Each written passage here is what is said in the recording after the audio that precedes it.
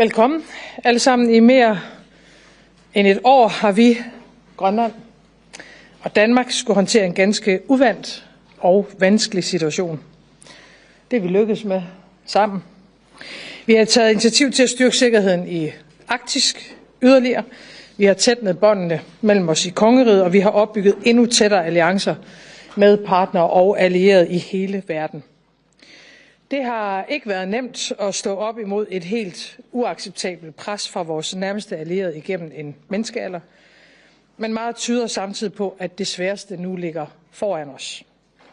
Og det er undervejs blevet stadig mere tydeligt, at selvom det er grønlænderne, der først og fremmest mærker utrygheden, og selvom vi i hele rigsfællesskabet har skulle lægge øre til mange fornærmelser, så er der noget meget mere grundlæggende på spil. Det her handler ikke kun om Grønland eller om kongeriget. Det handler om, at man ikke skal kunne ændre grænser med magt, at man ikke kan købe et andet folk. Og det handler om, at små lande ikke skal frygte store lande. Det er derfor, vi klart siger fra. Og det er derfor, at mange allierede gør det samme i Norden, i Europa og i resten af verden. Vi står op, ikke bare for os selv, men for den verdensorden, generationerne før os har opbygget vores demokrati. I morgen der mødes Grønland og Danmark med USA. Vi kommer sammen, vi bliver sammen, og vi går sammen. Vi vil gerne dialogen, og vi vil gerne samarbejde. Vi søger ikke nogen konflikt, men vores budskab er klart. Grønland er ikke til salg. Det har vi gjort klart fra starten, ligesom vi fra begyndelsen af alt det her har sagt til amerikanerne, at hvis det handler om sikkerhed, så er der meget mere, vi kan og skal gøre i fællesskab, og det vil vi også gentage på mødet i morgen. For selvfølgelig ønsker vi at styrke samarbejdet om sikkerheden i Arktis med USA, med NATO, med Europa og med de arktiske stater i NATO. Og ligesom de baltiske lande for eksempel ikke står alene med at forsvare NATO's østlige flanke mod Rusland, fordi det netop er et fælles anliggende for hele alliancen, så gælder det samme i Arktis. NATO skal beskytte og forsvare Grønland lige så meget som enhver anden millimeter af NATO's territorium. Og den sikkerhedsgaranti, det er det bedste værn mod Kina eller Rusland som en trussel i Arktis. Kære grønlændere, I skal vide, at vi står sammen. Det gør vi i dag, det gør vi i morgen, og det bliver vi ved med at gøre. Og med de ord, så er ordet dit, Jens Frederik. Tak. Først og fremmest så vil jeg gerne gentage, Grønland er ikke til salg. I dag har vi drøftet vores samarbejde mellem Grønland og Danmark. Jeg skal understrege, at Grønland er en del af kongeriget. Vi er en retsstat baseret på demokratiske værdier, og vi har selvstyre under kongeriget Danmark. Situationen er meget, meget alvorlig. Og de geopolitiske interesser, de har lagt et kæmpestort pres på vores land og dens befolkning. Grønland er som en del af kongeriget Danmark medlem af NATO. Vi har stor tiltro til NATO-alliancen.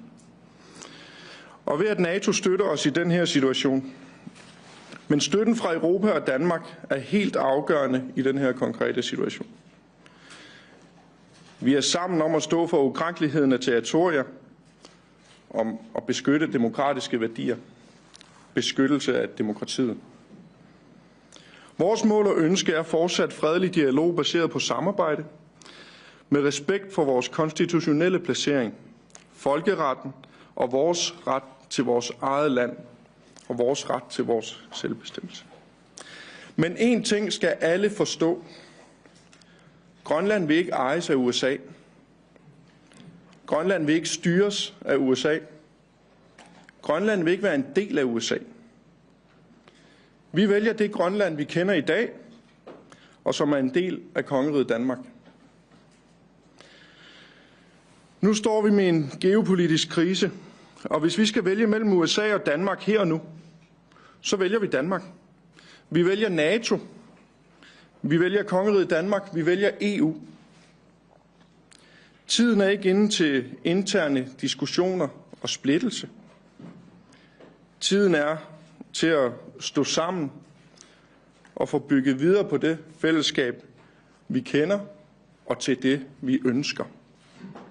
Tak. Og så bliver der lejlighed til ganske få spørgsmål. Danmarks Radio. Jeg vil gerne spørge statsministeren først i forhold til den danske position og det, din udenrigsminister er rejst afsted til USA for. Fordi hvad er det egentlig, at du kan tilbyde amerikanerne for at lukke den her krise? Og så lige et spørgsmål til Jens Frederik. Hvis nu amerikanerne ringer og siger til dig, vi vil gerne have en alenesnak med Grønland, hvad svarer du så egentlig, hvis du skal tjene dit land? Ja, det vi kan tilbyde amerikanerne, det er at være den gode allierede, som vi har været i ganske mange år, ja faktisk i ganske mange årtier. En stærk NATO-allieret og en allieret, som vil opretholde det Vesten, vi tror på, og det Europa, som vi tilhører.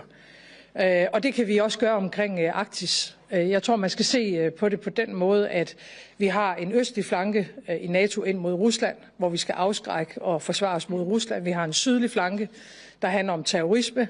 Vi har en flanke, der går opad i forhold til rummet og ny teknologi. Og så har vi en nordlig flanke, som vedrører Arktis.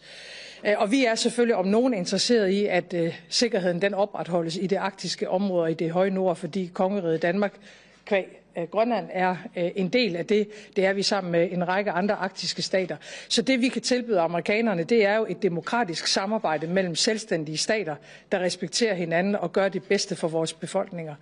Der er ingen lande, der har kunnet tilvejebringe deres befolkninger gode vilkår, hvis ikke man er demokratier, og slet ikke, hvis man er i konflikt med hinanden. Så vi kan tilbyde det, vi har tilbudt igennem rigtig mange år allerede.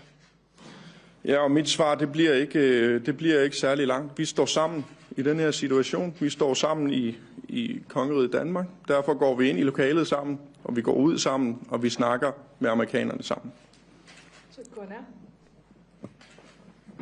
Ja, jeg vil gerne høre både til formanden for Naalakkersuisut og statsministeren, hvor går grænsen for, hvad Grønland og Danmark vil acceptere fra USA, og også, hvad kan I sige til den grønlandske befolkning nu, hvor situationen udvikler sig dag for dag? Altså grænsen går ved, at vi er ikke til salg. Grønland kan ikke købes. Grønland ønsker ikke at være en del af USA. Grønland ønsker en respektfuld dialog og et samarbejde baseret på internationale principper, folkeret og igennem de rette kanaler. Det har vi sagt fra dag 1. Vi har stået fast på det. Vores linje har været fuldstændig klar.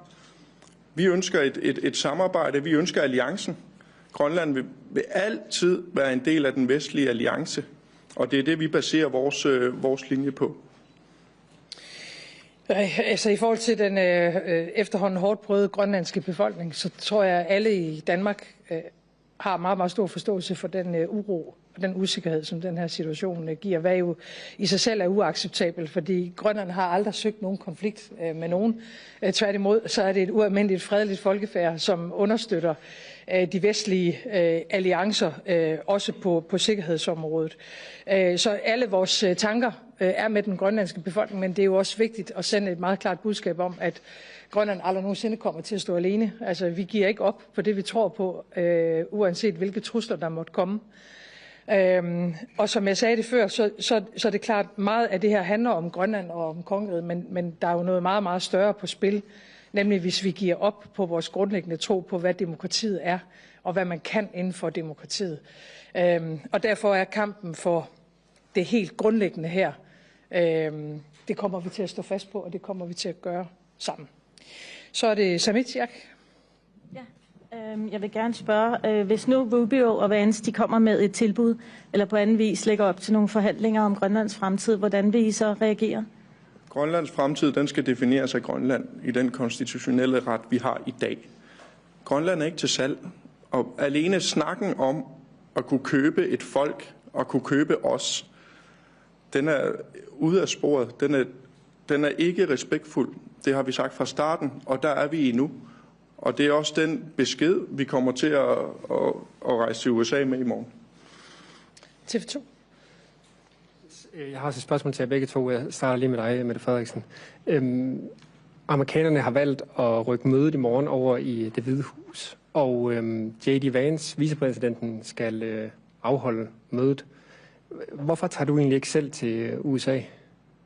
Ja, det vi har aftalt med amerikanerne, det er et møde på udenrigsministerniveau. Det er så blevet ændret her for nogle timer siden.